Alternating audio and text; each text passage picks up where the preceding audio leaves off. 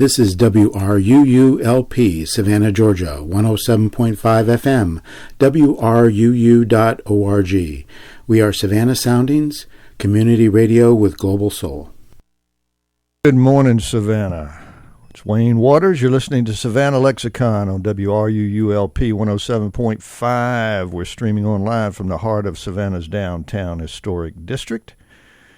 Savannah Lexicon, for those of you who may be new listeners, is a show designed to inform the listener about important social, political, and cultural issues that shape Savannah, as well as about opportunities to experience things in and around this beautiful city that might bring an added measure of grace and joy to your life. I speak with representatives of the local government, social service organizations, cultural organizations, all sorts of folks, and pretty much anyone who can help shed some light on how to live a well-informed, full life here in the most beautiful city in the nation, Savannah, Georgia. As always, assisted by my trusty producer, Keith Baudry. We're on air every Wednesday from 9 to 10 in the morning, and we surely do appreciate you for listening. This show is going to be very interesting. Our guest is Rachel Reese, Associate Curator of Modern and Contemporary Art. That's interesting. Well, it takes an artist to think of making a twig suit. I mean, I don't, Definitely. I don't know how, how that even enters one's mind, but if you're of an artistic bent, then this is the kind of creativity you can come up with. I'll mention, too, that there's a very good cover article in the new Connect Savannah, and it has one of his suits on there on the cover, and of course there's a story inside, and it's Nick Cave's Suits Up in Connect Savannah, and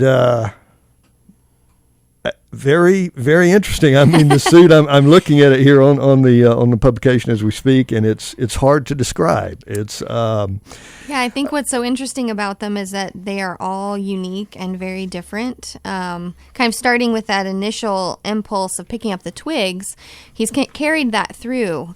And so the idea of repurposing discarded materials is a big part of how these sound suits are formed. So he is constantly looking and sourcing and collecting from flea markets and thrift stores or the side of the road. And he starts with some object that really speaks to him, and then he builds out from there. So the sound suit on the cover of Connect is actually cut up Afghan rugs from thrift stores that are then, re-sewn together to make a sound suit.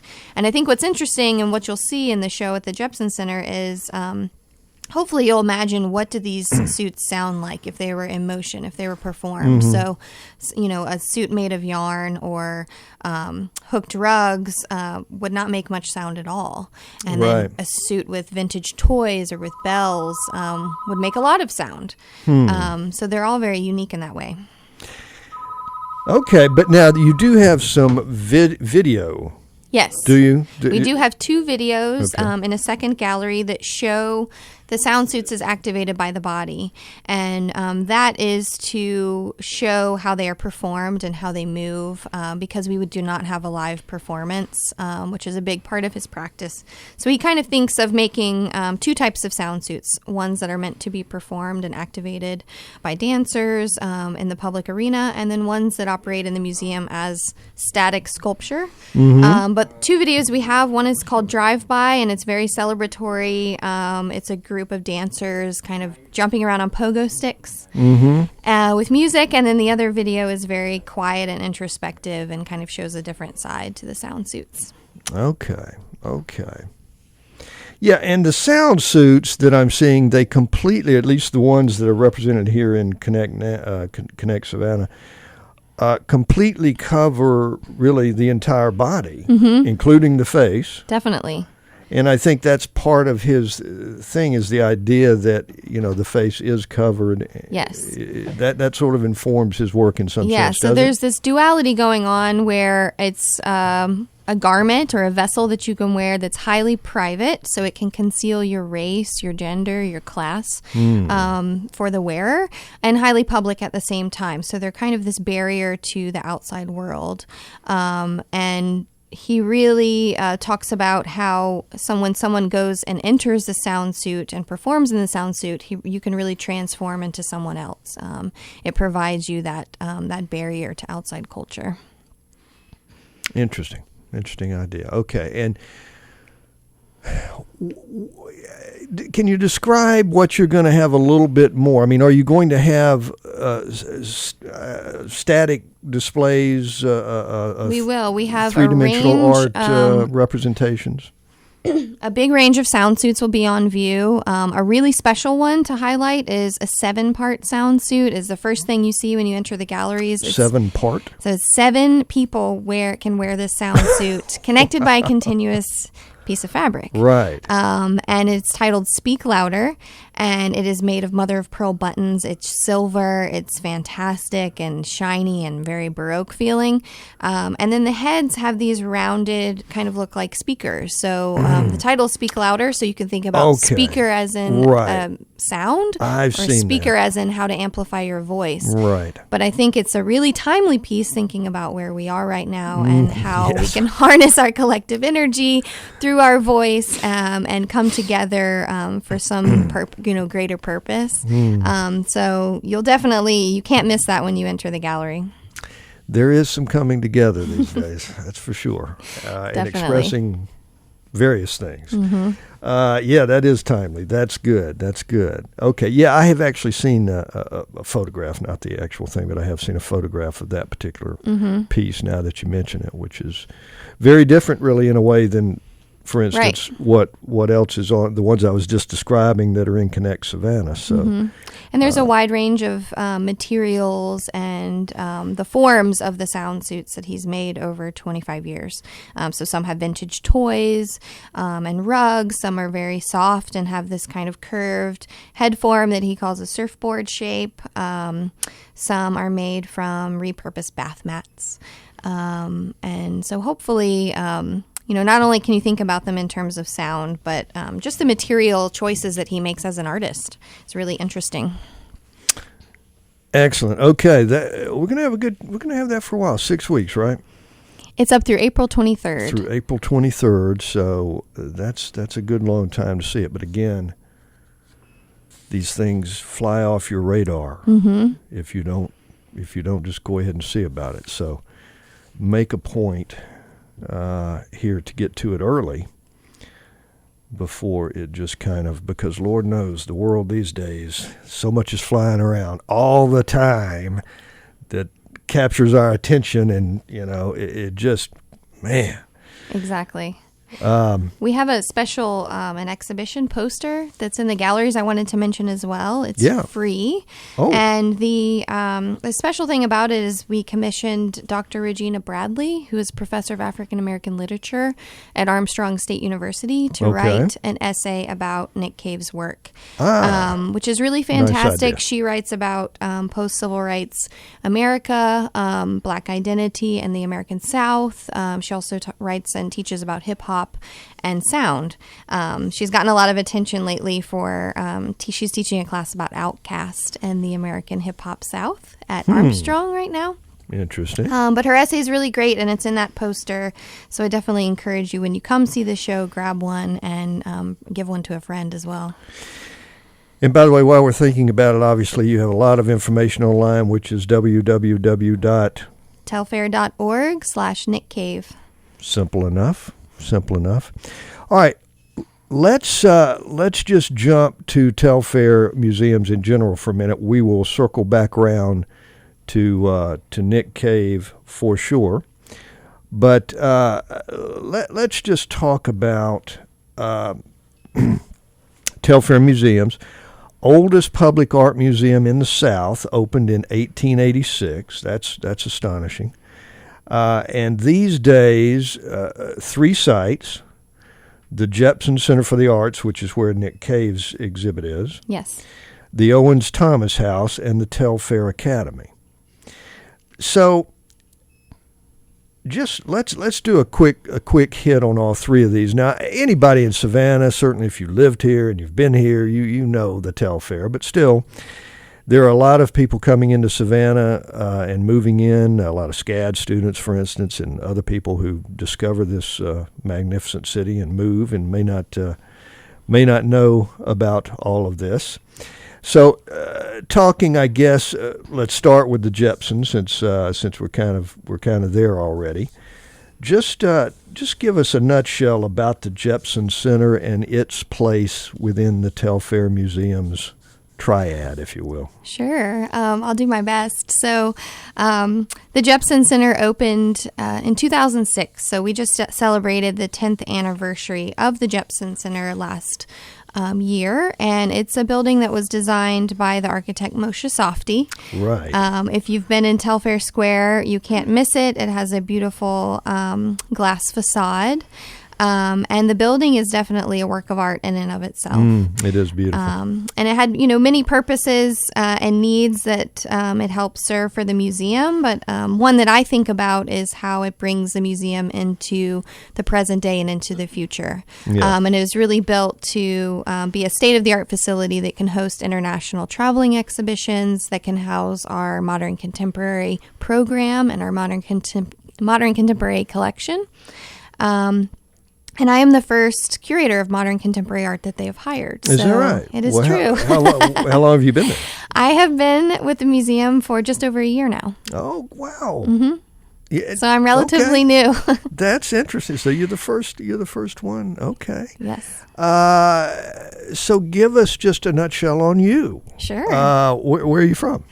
I'm originally from Atlanta, the Atlanta area, but I've worked in many different art galleries and institutions from New York and Philadelphia and Atlanta. I have an MFA from City College in New York, which is part of City University of New York. Yes. And I've just been making my way further and further south. Well, of course you over are. The past 10 years. That's what all smart people do. Yeah. Well, we are happy to have you for sure. I love it here. The Telfair is happy to have you, and I grew up in Atlanta myself, so I've been to, for instance, the High there many times, and the Atlanta History Museum. Mm-hmm. But anyway, that's great. Okay, good. And you are adjusting still, I guess. There's still a little bit of adjustment going on to Savannah. Yeah, I think it's great. It has such an interesting identity that feels so different from Atlanta that Absolutely. I haven't really missed Atlanta, honestly. No, let me tell you, listen, Atlanta's a great city. That's my hometown, and I go back there to visit on many occasions, but I got to tell you, it's just there's a lot of traffic. For me, the traffic and the craziness is just too much for me at this point. Savannah, slow down, relax, put a little more south in your mouth, walk more, dig all the squares and the live oaks, and man, this is a nice place to be for sure. Mm-hmm. Well, good. Glad to have you. And the Jepson, as you've suggested, is essentially the Telfair Museum's sort of contemporary facility, and its contemporary identity. Well,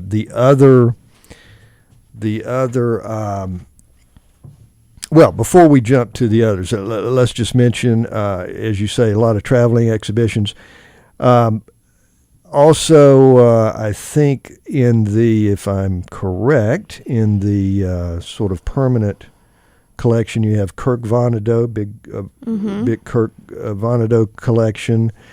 Jasper Johns is in there, Lichtenstein, Rauschenberg, Richard Avedon. So, along with a lot of notable Georgia artists. So, quite a nice collection. If anybody has not been in there, they need to get in there. It's just insane. Exactly. And we have a sort of a permanent home for our modern contemporary collection in the Jepson Center right now.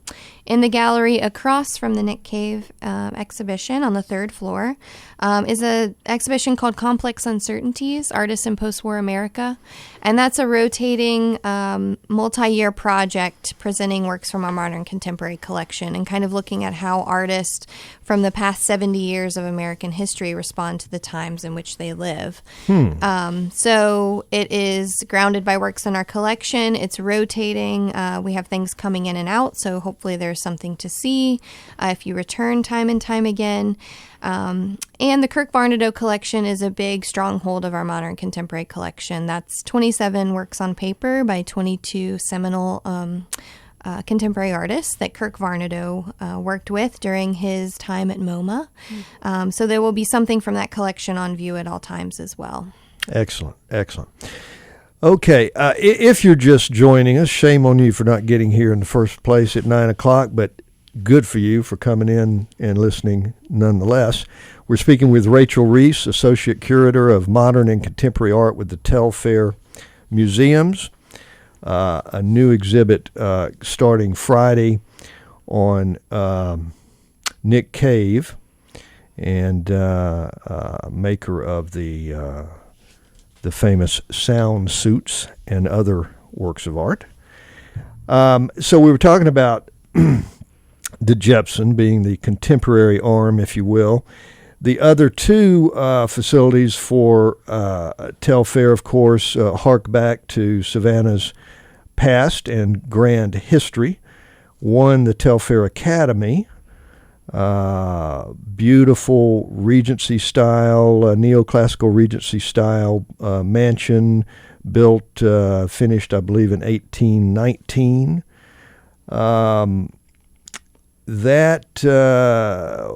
What can you tell us about that? Well, this is a little out of my wheelhouse, but, we have three buildings under one museum.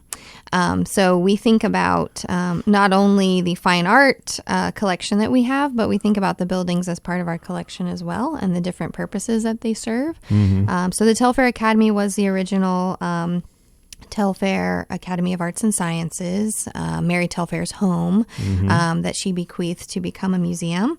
And that building was designed by the architect William Jay, as well as the Owens Thomas House, which is a few squares down.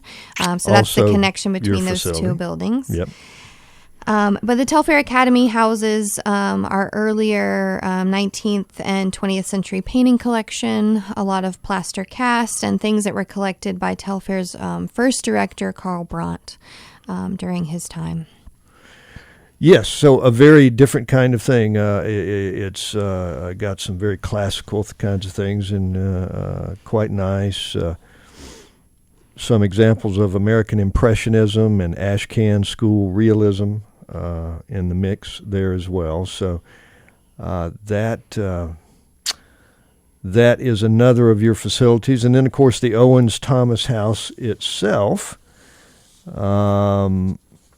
which is 124 Abercorn, and that's yet another Telfair facility. Okay, all right, excellent. I think, as I say, folks who live here and are familiar with this know it well. But I was looking to get back to Nick Cave. I was looking, and I don't know if, and maybe you can clarify, but I noticed that there were some public collections of his at some very prestigious museums, just to give people another indication of the level of attainment and quality that we're talking about here. I think and I don't know whether these are permanent or temporary, but he's at Crystal Bridges in Arkansas. He's at High Museum, I guess, in Atlanta. Hirshhorn Museum and Sculpture Garden, Museum of Modern Art in New York, Museum of Fine Arts Boston, in the Smithsonian. I mean, come on, you can't get any higher than that. So the guy clearly has made a big mark in the art world for sure.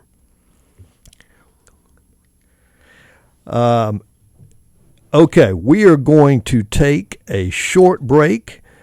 Don't go anywhere. We're going to be back in just a minute and speak some more with Rachel Reese of the Telfair Museums.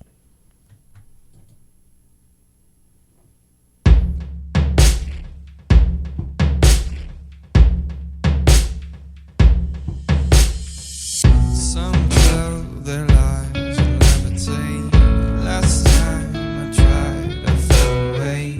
I'll fall the all of you to stay. Fall down and laugh till we come in line with all the darker beats. I'll wear my crown when nobody cares.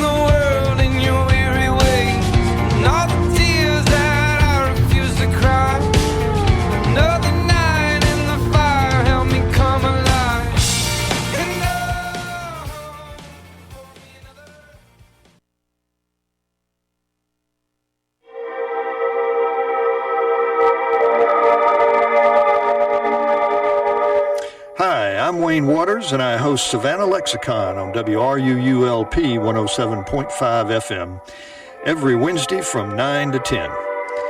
Savannah Lexicon is a conversation with representatives of this city's social, political, and cultural organizations.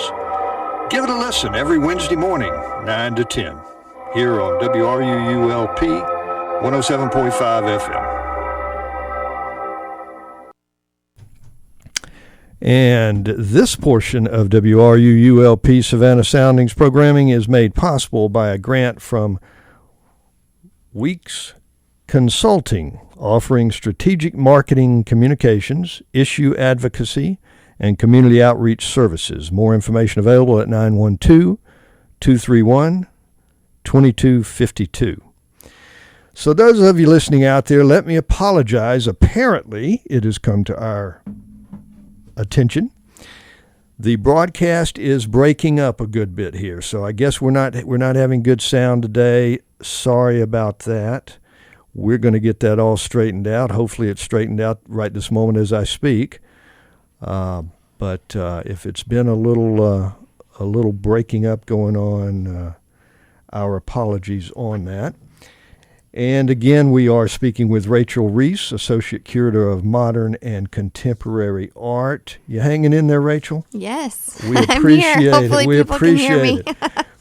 Yes, we do. Hopefully people have been hearing all the wonderful things you've been telling us about the new show coming up Friday of Nick Caves at the Jepson, and all of the information you've been giving us about the Jepson is too. So right now, for a moment, why don't we just think to the future and tell us what's kind of coming up in the not distant future at Jepson or other Telfair museums for that matter. Sure. Well, we have a really exciting year coming up. It's my first year of exhibition programming, so I've been working really hard on getting some new shows that will come to Savannah this year.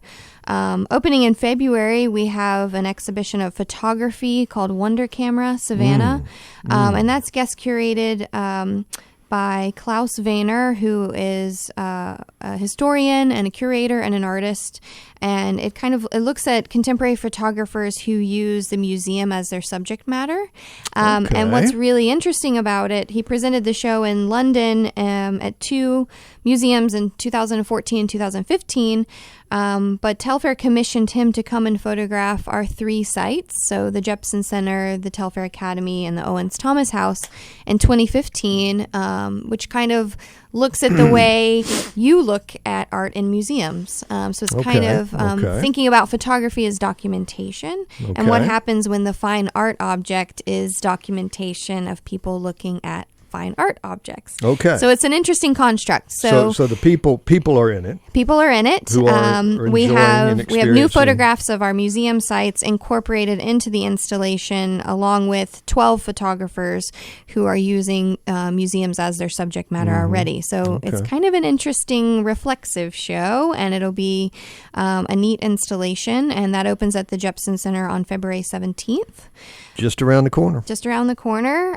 So as soon as the Nick Cave show opens, I'm turning my attention to getting that exhibition opened. And then an exciting project we're doing from March to April is we are bringing a radio group to the Jepson Center. That is interesting. Called K-Chung Radio. And it is a collaborative member group that operates in Chinatown in Los Angeles. So K-Chung, their first location was on Chung King Road, and that's how they got their call sign K-Chung. I see. Okay. And they're going to be artists in residence at the Jepson Center and around town. So they'll have a mobile broadcast cart. They'll have a site in the Jepson's atrium where you, as members of the Savannah community, can come in and propose programming for half-hour slots. And they really want to turn it over to the city of Savannah. They have a very, very lo-fi transmitter that will be on AM 1690. And then they'll be streaming all the programs online as well on our website. AM. Mm-hmm. Okay, so no competition. No competition. No competition for us. Good. I like that. No, that's interesting. I've never heard of that, but that's a good idea. But that again, like this station itself, on a smaller level, just illustrates this very interesting, relatively new phenomenon of low power radio. Because technically, we are a low power station. We go further than a quarter of a mile when we do actually get on the air. We're on the website now streaming, but yeah. So, but that's because it really makes a community radio station, as this one is, and for yours a community, a very small geographic region, but an art-based community.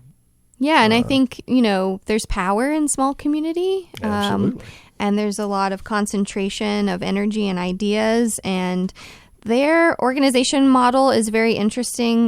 They just recently got their nonprofit status, but they've been around for 5 years now, and they're member run. So anyone can become a member of K-Chung. Right now they have over 200 members, and they have a wait list for their programs, but they really try to run everything as a very democratic platform. So they have a lot of committees, which I think slows things down sometimes, but they're really committed to it being a horizontal organizational structure, which is really powerful to think about. It's not anything from the top down. They build everything together. Nice. I'm really want to. I'm looking forward to that, just to seeing how it plays out, because it's one of those things that's just sort of wide open in a way. I mean, definitely they have obviously a certain idea of what they're doing, and and what they're here for. But I mean, still, that's an interesting thing to see how that actually plays out. I mean, I'm curious too, because I've been working with them now for just under a year on planning this project, and think about trying to organize something with 200 members. And so they've kind of developed a committee that are going to be involved with the Savannah project. But we have some really great ideas. They're going to be doing things like disco lunchtime in the atrium, and disco lunchtime. Now we're talking. Get on down. Get on down. And they have little vests, and they'll be going out in the community with their mobile broadcast equipment. But they have some fun ideas, and they have a lot of energy. So our hope is that it will bring a lot of voices to the museum and to the city, and get people energized to speak to one another. I like it. I like it very much. Okay. Anything else you know of, or is that covers us though till? No, we have so much more. What's after that? In May, we're opening a show by the artist William Wegman.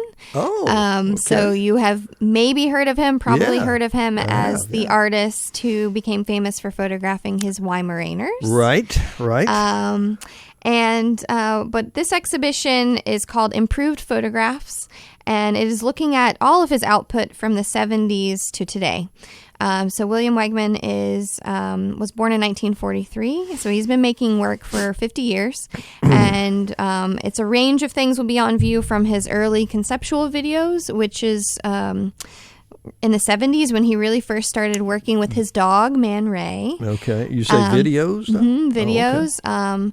To his early photography, which he calls altered photography. He would draw or paint or redevelop his images again to kind of fix his own photography. All right, that's ringing a slight bell. There'll obviously be many amazing images of his Weimaraners that he's taken over the years, his family of dogs. And then he's been painting for several decades. And what he does is he takes found postcards, and then he develops a whole composition around them. So kind of early Americana, vintage travel imagery. I like that idea. Yeah. Postcards. I miss postcards. I mean, you don't see them anymore. I'm old enough, for those of you who don't know, that, I remember postcards when it was really great to get a postcard. I mean, nobody sends them anymore. I know. And they were just great because you could just, and particularly the traveling postcard, where here, now, of course, we send an image from wherever we are, and we send it either directly to a person or post it somewhere or whatever. I mean, back in the day, you'd buy a cheap little postcard, having a good time in California, send it off. Exactly. I mean, I love postcards. Okay. Yeah, and Good. I went to his studio in New York. They've been in the same building in Soho for many decades, and the collection of postcards that he's amassed and that he works with is just immense. They're everywhere. So it was really great to meet him and see his working studio. And but I think the big narrative of that show is that he's known for one thing, but he's been making all types of work, and it's all connected. It's all part of who William Wegman is. So our hope is that you'll come into the show because you know him for taking photos of his dogs, and you'll leave with a greater understanding of who he is as an artist. And this is when again? That opens in May, and that's May through August at the Jepson Center. Wow. Good long run. Mm-hmm. Okay. Yeah. All right. Anything else particularly coming to mind? I mean, that's got us all the way to... All the way through August. All the way through August. There'll be plenty to see, but, as I am new at the museum, contemporary art as a program and an exhibition platform is something we're really building out and committing our energy and resources and conviction to is the artists who are working today and who are responding to the times today. So, hopefully there will be something new to see and topics that are relevant and really just to continue the idea that art making is a very relevant form of expression, particularly in the times we live in today. Yeah, absolutely. So describe, again, for those who may not have been there, describe, you have the headset things, don't you? An automated audio tour. Audio tour, or no? No, we don't have an audio tour. Sometimes we have, different components to an exhibition that might have audio, interpretive elements, or might have a specific website that you can pull up on your phone. But we don't have a dedicated audio tour at the Jepson Center. Okay. We do a lot of live interpretive tours, and that's something we've really increased in the past year. Yeah, some tours. We have a lot of interpreters on staff that work across all three sites, and so we give tours daily at each site, and they are free, included with your admission. I shouldn't say free. They're included with your museum admission. Yeah. So I definitely encourage you, if you're visiting the city, or if you live here and you haven't taken one of those tours, really to hear it from the interpreter's perspective, because that's something that I did, and I learned a whole new understanding of our own sites. So yeah, I think that's a very good idea, because let's face it, a lot of people may highly, really appreciate art, and particularly contemporary art, but they may not necessarily be that well schooled in it, and I would account myself among those. And so I think your experience can be greatly enriched if you do have a kind of a tour guide who knows what they're talking about, and really can give you some insight on what you're looking at and help you sort of frame maybe a different reference to it than what you might be able to come up with yourself. And it's really, to me, it's really just a way to kickstart your own perspectives in a way. It's not necessarily somebody who's got to tell you, art is not for somebody necessarily to just tell you that this is what it is and this is what you should take from it. But they can certainly, again, give you a perspective and help you think about it in a different way and experience it in a different way that then becomes your own way of looking at it. Is that making any sense? Yeah, that definitely makes sense. And, just thinking about what I love about contemporary art and, why I'm in this field is that anyone can come to a museum and bring whatever you would carry with you in life and find something to value and understand and question. Yeah. But, to not discredit the toolkit that you carry around with you every day, your eyes and your ears and your intuition. And your context that you bring to things, I think, are valuable. So, I think it's a common response that contemporary art is obtuse or it's difficult to approach. But, something that I try to do is break those things down and help people understand that we can look at the same object and we can have different responses, and both those responses are completely valid. Yeah, exactly. Yeah, absolutely. But it's a good way to kind of kick it off there for you and kind of get you jumpstart your jumpstart your own way to formulate an idea and a feeling about it. Excellent.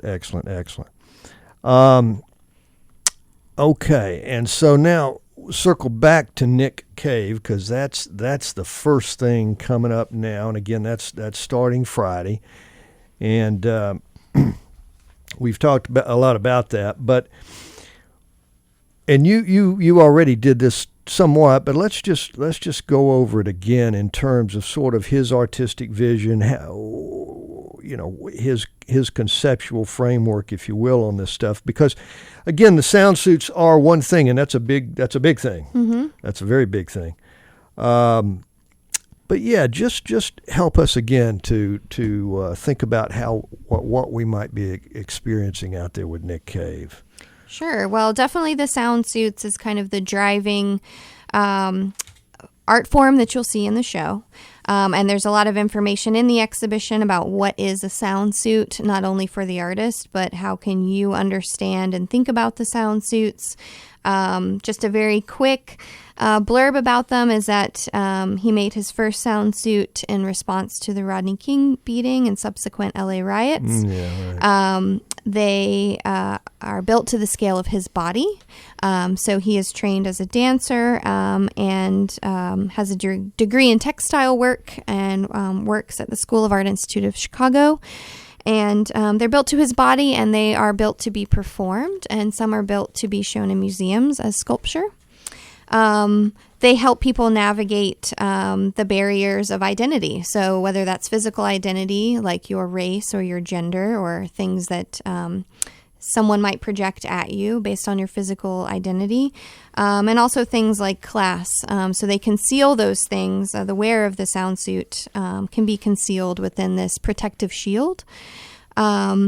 He thinks about the idea of the discarded. So he is constantly sourcing from flea markets and secondhand stores, and kind of builds out from a central element. So something that speaks to him, and then it builds from there. So things like vintage toys or yarn or fabric or women's evening gowns or buttons. There's always an element that kind of builds out like a constellation. And those are the sound suits. We'll have a wide range of them on view, made in the past 10 years. And then we'll also have 2 large-scale tondos on view. And a tondo comes from the Italian word rotundo, so it means round or circular. And these are very large round wall works that he makes that kind of evoke the night sky or the cosmos. And they are built from reconstructed women's evening gowns. They're very fantastic and shiny and Baroque.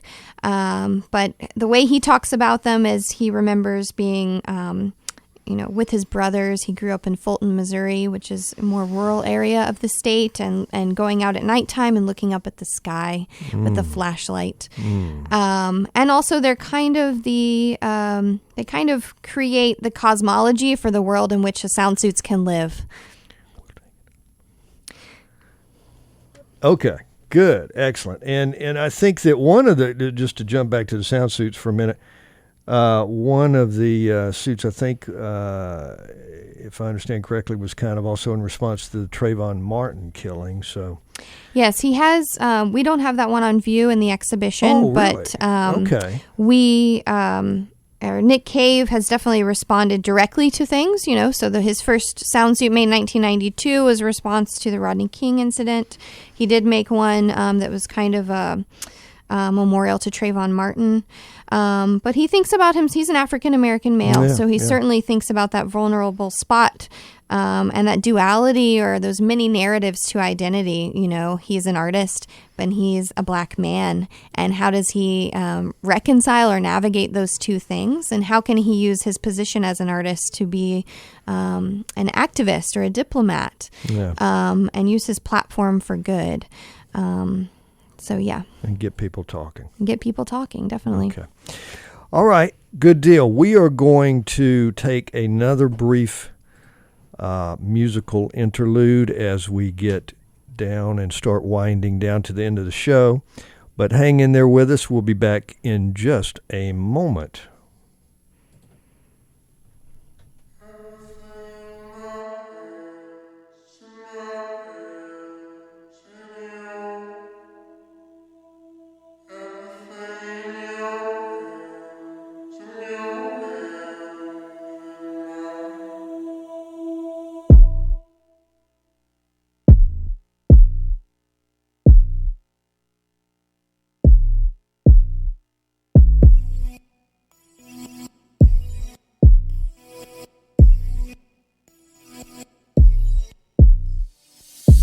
Everything in my life, in yours. Everything in your life, in mine. Everything in my hands, in yours. Everything in your hands, in mine. Memories that slide like glaciers to past.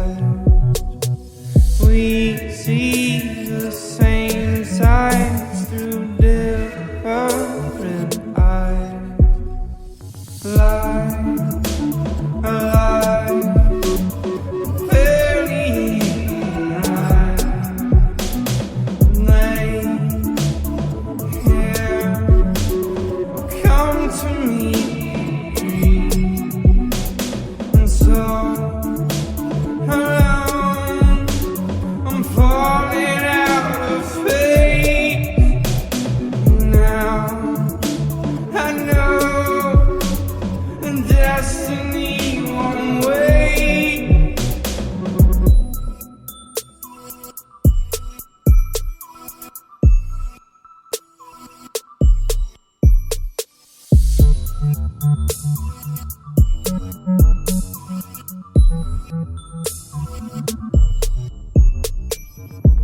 Everything in my bones, in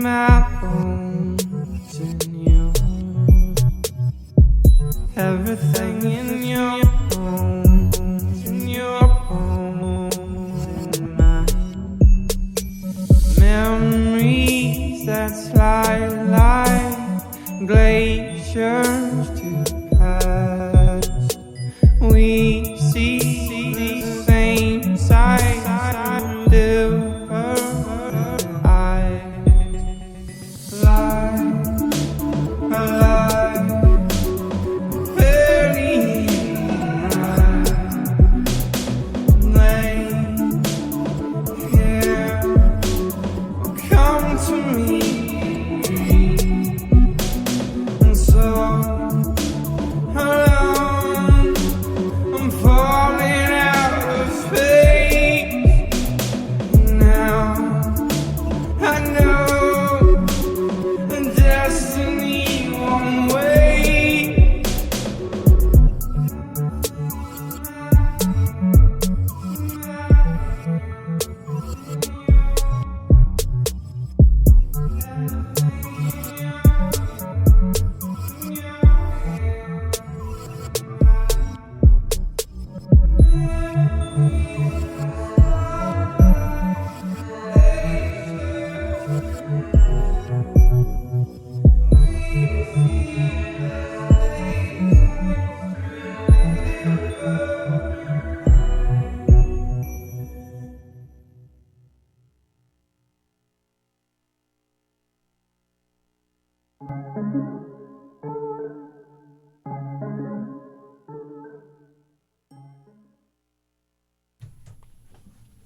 All right, Savannah, we are on our very last segment here with Rachel Reese of the Telfair Museum. I want to just make a few announcements, and we will come back. If you'll just hang with us, Rachel, we'll be back in just a minute and get a final wrap-up from you. I did want to mention a few things going on in and around the city. And let me see. There's always, of course, good stuff that's in the Savannah Morning News and also in Connect Savannah. Friday the 27th and Saturday the 28th is Geek End. The brightest geeks, designers, coders, innovators, artists, technology mavericks, and forward-thinking entrepreneurs flock to Savannah. It is at Creators Foundry, 415 West Boundary. That is going on. And then we have on Saturday the 28th, Climate Change Community Leaders Institute. It's a free event in an effort to share information with all Savannah and surrounding neighborhoods. Climate change, a global reality. I'm afraid to say it is indeed, folks, a reality, despite some people trying their hardest to deny reality. It is, in fact, a reality. And that is from 9:30 a.m. through 2:30 p.m. at the Coastal Georgia Center on Farm Street. So that is another very interesting thing coming up. And here's another one. The Georgia History Festival. This is great. This is great. This is coming up in February 4th and 5th, 10 a.m., Wormslow State Historic Site. 10 a.m. to 4 p.m. is an annual living history program that offers students and adults a taste of the excitement. Then on February 5th, 12 p.m. to 4 p.m., Georgia History Festivals. Super Museum Sunday, which will mean free entree into the museums. And that also, by the way, that Super Museum Sunday, the Telfair Museums, is it all of them, Rachel? All the sites are open and free. All the sites are open and free on Sunday, February 5th, which is Georgia's Super Museum Sunday. And then the Georgia History Festival's Georgia Day Parade, Friday, February 10th at 10:45. So all of that part of the Georgia History Festival that is coming up early in February, and we will talk more about that in shows to come. Okay, so circling back around as we close out now for regarding the Jepson, and there is an event. Is it tomorrow night? Yes, so I wanted to mention we do an opening lecture as a perk to membership. So if you are a member of Telfair Museums, or if you would like to become a member by tomorrow evening, or you can sign up tomorrow evening when you come, we have an opening lecture at 6 p.m. And the guest speaker is Denise Marconish, who is the curator at MassMocha. Massachusetts Museum of Contemporary Art, which is in the Berkshires. And she's coming to talk about Nick Cave because she's been working with him for the past few years on his largest project to date. It's an over 10,000 square foot installation that's on view at MassMocha right now, titled Until, and on view through August 2017 at MassMocha. So she's a very special guest coming, and she'll be speaking tomorrow night at 6 p.m. And that is free for our members, and that is a perk of membership. You're welcome to come tomorrow night and sign up for a membership on site. And then the exhibition opens to the public on Friday. Excellent. Okay, and so, again, Nick Cave opening up on Friday, and looking forward to that. And again, the next thing coming, let's remind them of the very next thing coming after that is a photography exhibition at the Jepson Center called Wonder Camera Savannah, and that's contemporary photographers looking at the world of museums. And that opens on February 17th with, again, a lecture the night before for our members. Excellent. Well, the Telfair Museums are a treasure for Savannah. There's absolutely no doubt about that. And gosh, it just adds so much to this city, both on your historical facilities as well as, of course, the Jepson, which is a more contemporary kind of a thing.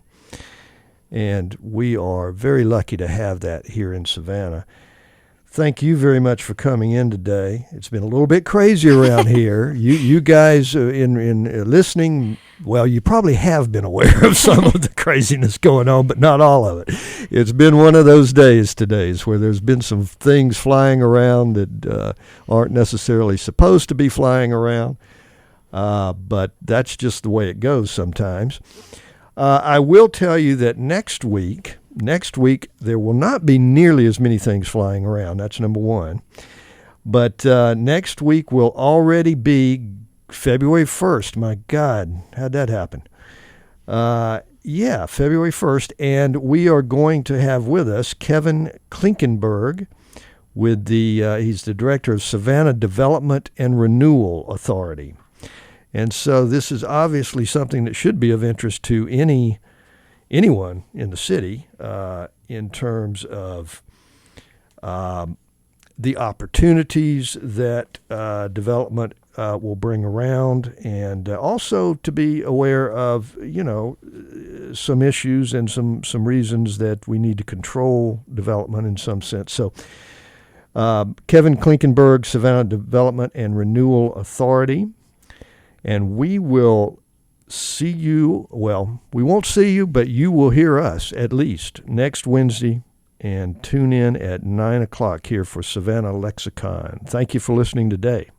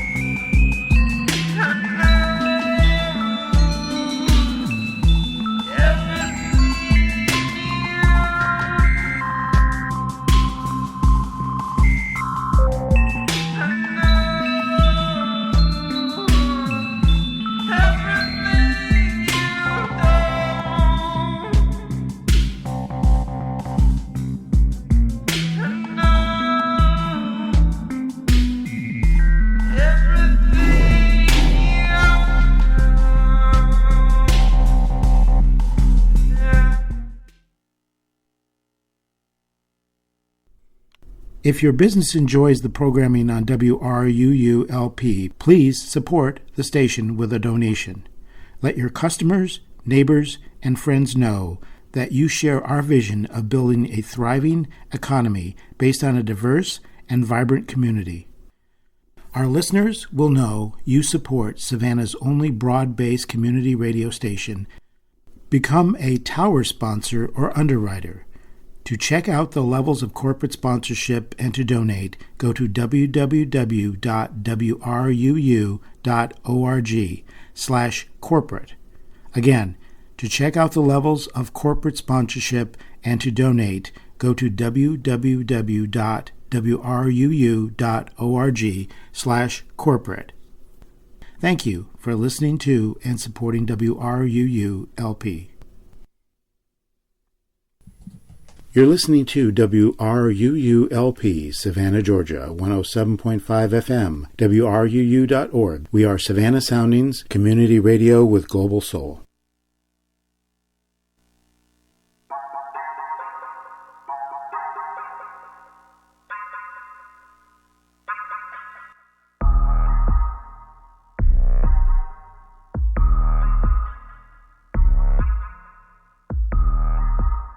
I cut like a buffalo.